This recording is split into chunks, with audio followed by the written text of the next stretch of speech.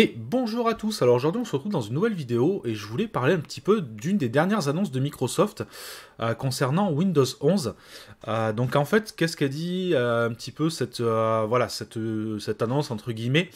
En fait, d'ici 2023, ils veulent donc obliger les constructeurs à ne vendre que des PC équipés d'un SSD. Et à terme, ils veulent même carrément bloquer l'installation de Windows 11 sur des disques durs à plateau. Donc justement, voilà, moi je voulais un petit peu discuter de cette annonce-là, parce que bon, un petit peu comme d'habitude, voilà, moi j'ai pu regarder un petit peu les commentaires, ce que les gens en pensaient, ce qui s'est dit en dessous. J'ai vu que voilà, il y avait pas mal de personnes qui criaient un peu au scandale, voilà, ça y est, encore on nous bloque. Enfin voilà, c'est de suite, c'est. Il y en a d'autres, bon, qui étaient plutôt, voilà, qui trouvaient ça plutôt normal. Moi, on va essayer de décortiquer un petit peu tout ça. Alors moi, personnellement, c'est quelque chose que je trouve plus ou moins pas dérangeant. Moi, ça fait déjà depuis plusieurs années que je dis que déjà depuis Windows 10, il faudra arrêter de vendre des machines qui n'ont pas un disque de boot entre guillemets, voilà, qui est en SSD, parce que les machines sont quand même plutôt lentes, plus ou moins. Sur une installation fraîche de Windows 10, ça va marcher plutôt pas mal. Sur un disque dur à plateau, vous allez voir qu'avec le temps, ça a du mal. Franchement, ça a du mal, le disque dur est souvent saturé, il faut jouer avec les services, comme je vous avais déjà montré dans une vidéo, il faut supprimer des services, Windows, des choses comme ça, pour essayer de rééquilibrer, mais bon, c'est vrai que je trouve qu'aujourd'hui, c'est vrai que il faudrait, oui, en effet, moi je suis d'accord, il faudrait que toutes les machines soient maintenant équipées d'un SSD. Il faut savoir que c'est quand même, voilà, ça fait partie de l'évolution de l'informatique. Il faut pas crier au scandale du moment où on entend, voilà, on pourra plus avoir de disque dur, machin. Non, c'est l'évolution de l'informatique. Donc oui, aujourd'hui, il faut évoluer et adapter un peu plus les configurations par rapport au système actuel. Après, bien sûr, quand on parle de bloquer l'installation sur SSD, il s'agit que du disque de boot, que de celui qui contiendra Windows. Après, rien ne vous empêche de rajouter des disques durs à plateau pour le stockage, il n'y a pas de problème.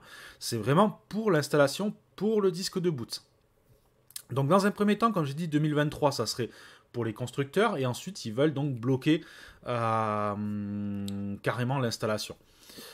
Euh, voilà, pour voir un petit peu tout ça, qu'est-ce qu'il y a comme problématique ou pas, ben, très franchement, voilà, la première qui se pose, c'est une question de coût, de budget.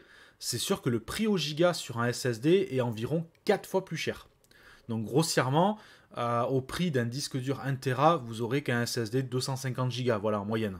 Voilà, donc je prends en considération, voilà, entre les 240 Go et les 256 Go, ils tournent à peu près au même prix.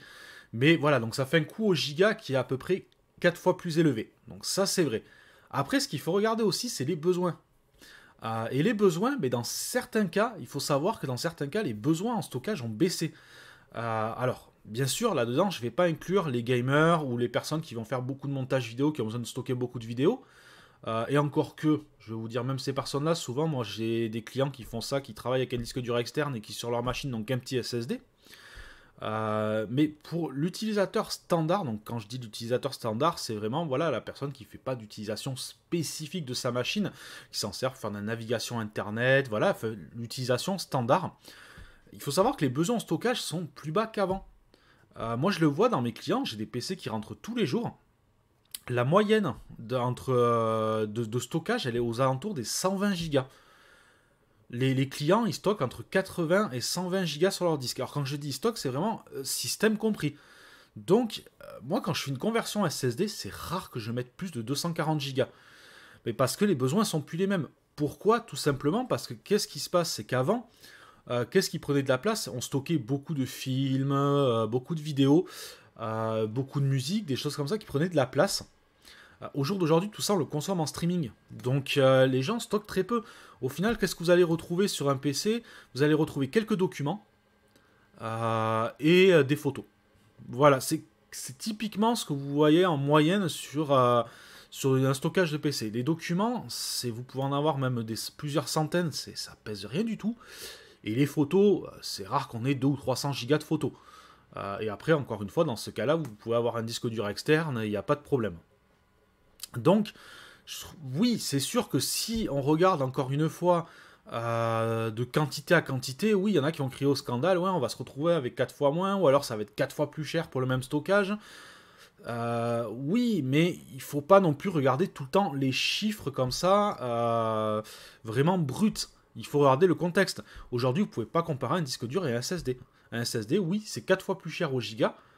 Par contre, les performances sont mais totalement différentes. Entre un disque à plateau et un bon SSD, il n'y a aucun point de comparaison. Donc, vous ne pouvez pas comparer de chiffre à chiffre. Je vais vous prendre un autre exemple. C'est comme si vous compariez deux processeurs que vous me dites, ouais, mais le 2,5 GHz, il est plus cher que le 4 GHz.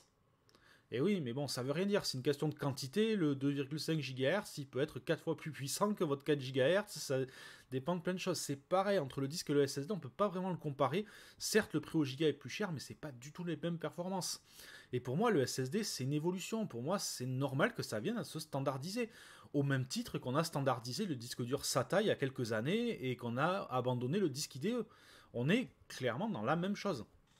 Le disque IDE, ben voilà, au bout d'un moment, on a décidé de se dire non, c'est trop lent, on va le dégager et on va passer sur le SATA. On a normalisé le SATA, ça s'est très bien passé, il n'y a pas eu de scandale, il n'y a pas eu de problème.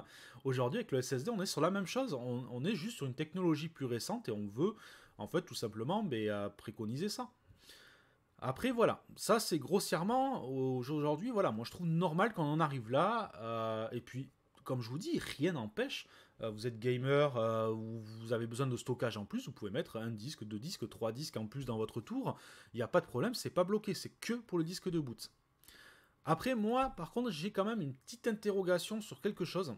Ce qui me fait un peu peur, c'est au niveau toujours, voilà, des constructeurs, c'est au niveau des PC portables. J'ai un peu peur que cette normalisation du SSD commence à généraliser un peu, encore une fois, des stockages soudés à la carte mère. C'est ce qui me fait un peu peur. Il faut savoir qu'il y a déjà plusieurs types de machines. Alors, c'est principalement pas vraiment avec le SSD, c'est avec ce qu'ils appellent le MMC. On a déjà des puces de stockage qui sont soudées aux cartes mères. J'ai peur qu'avec le SSD, on commence à voir disparaître les B2.2.5. Parce que clairement, voilà, sur les PC portables, ça va signer un petit peu la fin de la B2.5. Donc vous allez avoir principalement du NVMe, des choses comme ça. Et j'ai peur qu'on se retrouve même à terme carrément avec des mémoires soudées et voilà, une mémoire soudée pour une récupération de données, c'est même pas la peine. C'est juste voilà ma crainte à long terme, c'est que voilà, c'est plus matériel dans la conception. J'ai peur qu'on sombre un peu plus dans des systèmes un peu plus durs à réparer, un peu plus compliqués. J'espère que voilà, qu'ils vont donc de toute façon ils vont faire le choix du NVMe, hein, il faut être franc.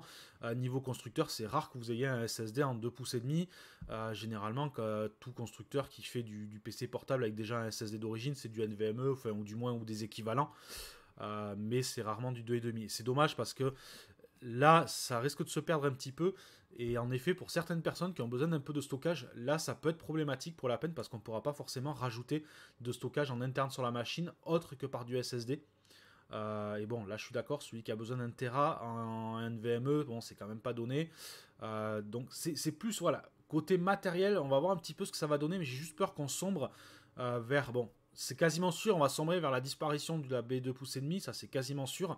Mais j'ai un peu peur aussi qu'on commence à aller vers de la mémoire soudée, un petit peu comme on en a pour la RAM aujourd'hui. Il faut savoir que beaucoup de PC portables aujourd'hui, si vous n'avez plus de barrette de RAM dedans, c'est une RAM qui est intégrée dans la carte mère.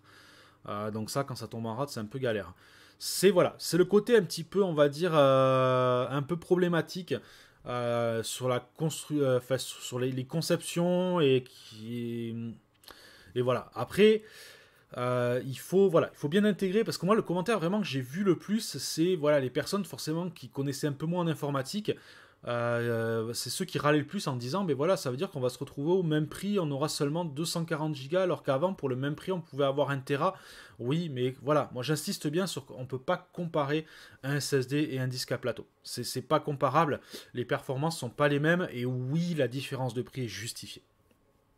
C'est quand même justifié. Surtout qu'il ne faut pas oublier que les SSD ont quand même fortement baissé. Il faut savoir qu'il y a quelques années, moi je me rappelle quand j'ai acheté mon premier SSD, un SSD 240 Go, ça valait dans les 180 euros. Moi je sais que j'avais acheté, je crois que c'était un Corsair Force 3, quelque chose comme ça, donc qui faisait partie des premiers SSD. on était à presque, voilà, on a voisiné les 200 euros pour avoir un 240 Go. Et généralement, à cette époque-là, on montait souvent des petits SSD en 40 ou 60 Go juste pour le système parce que c'était les seuls qui étaient entre guillemets abordables. C'était surtout au CZ à cette époque-là. Au CZ faisait des SSD en 40 et 60 Go qui étaient encore à prix, on va dire, raisonnable et qui permettaient de se mettre, voilà, de prendre un SSD pour le boot. Donc voilà, on faisait finalement le même système, hein, on mettait un petit SSD pour le boot. Donc il faut quand même prendre en compte que le SSD a fortement baissé. Aujourd'hui, un 240 Go, alors quand je vous dis que c'est le même prix qu'un disque dur 1 Tera, même pas, parce qu'un 240 Go c'est 30 euros maintenant. Un SSD c'est 30 euros, alors qu'un disque dur 1 Tera, vous êtes plus aux alentours des 45-50 euros. Donc l'évolution de prix fait quand même que, voilà, on va être plus. Alors, tout à l'heure, c'est vrai que je vous ai dit 4 fois plus au giga, mais non, on va être plutôt à 3 fois plus. Donc voilà, c'est une évolution matérielle. Pour moi, je compare ça comme au passage de l'IDE au SATA. C'est sûr qu'on n'a pas bloqué l'IDE aujourd'hui. Vous pouvez tout très bien encore installer un Windows 10 sur un IDE, ça va fonctionner. Ça va pas être top, mais ça va fonctionner. Mais il faut, voilà, pour moi ça fait partie de l'évolution de l'informatique. Il faut pas non plus, voilà, de suite crier au scandale, voilà, parce que de suite on entend le mot interdiction ou blocage.